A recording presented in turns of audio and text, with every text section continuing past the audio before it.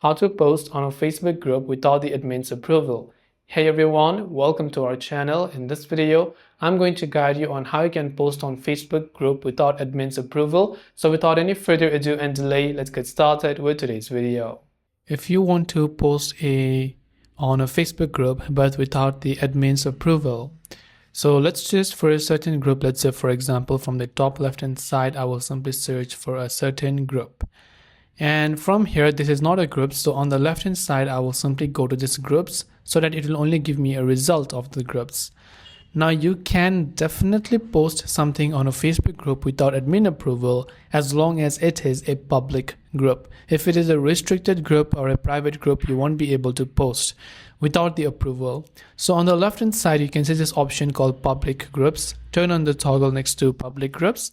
And now you can just select the group that you want to post anything on.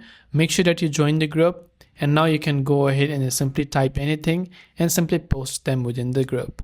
And that's all for this video. If you have any questions, feel free to leave them down below. Thanks for watching and see you soon in the next video.